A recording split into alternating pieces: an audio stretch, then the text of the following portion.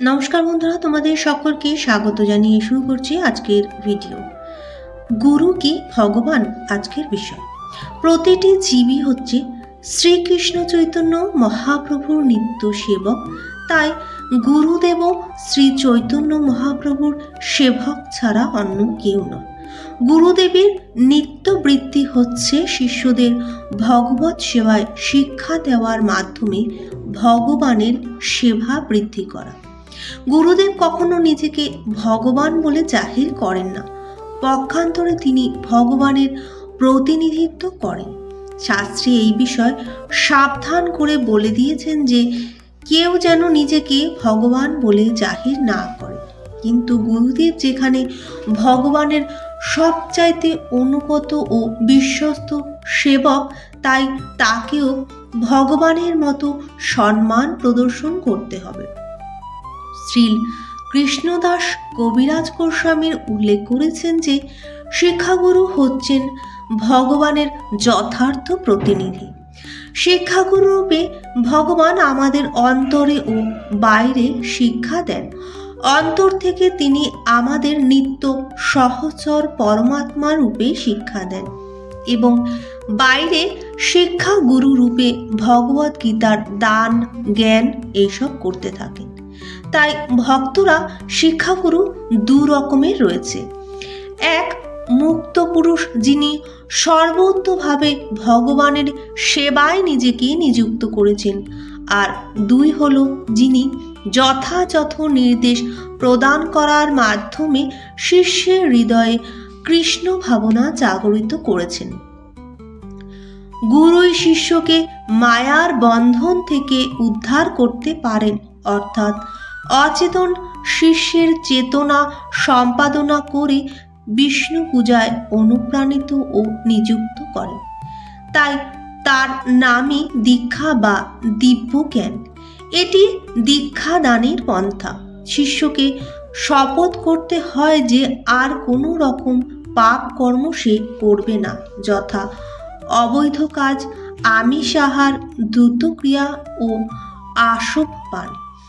গুরুদেবের আদেশ পালন করার শপথ তিনি গ্রহণ করে থাকেন। তখন গুরুদেব তার দায়িত্বভার গ্রহণ করে তাকে চিন্ময় স্তরে উন্নতি করেন।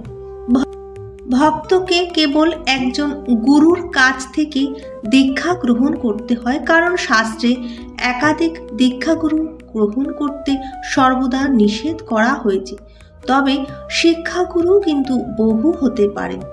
সাধারণত যে গুরু শিষ্যকে পারমার্থিক বিজ্ঞান সম্বন্ধে নিরন্তর উপদেশ প্রদান করে থাকেন, তিনি পরবর্তীকালে তার দীক্ষাগুরু হন।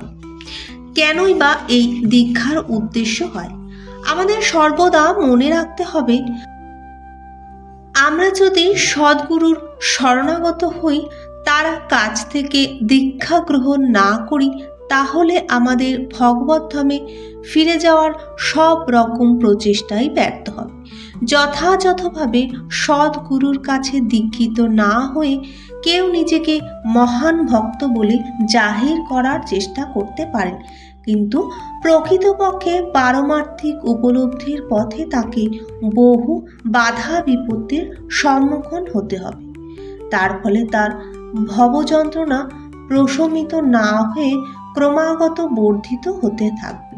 এই ধরনের অবস্থায় মানুষের হালবিহীন নৌকার সঙ্গে তুলনা করা চলে, কেননা সেই নৌকা কখনো তার গন্তব্যস্থলে পৌঁছতে পারে না। তাই শাস্ত্রে নির্দেশ দেওয়া হয়েছে, কেউ যদি পরমেশ্বর ভগবানের কৃপা লাভ করতে অভিলাষী হয়, তাহলে তাকে অবশ্যই সদ্গুরুর শরণাগত হতে হবে। সদ্গুরুর সেবা না করে কখনোই পারমার্থিক পথে অগ্রসর পাওয়া যায় না।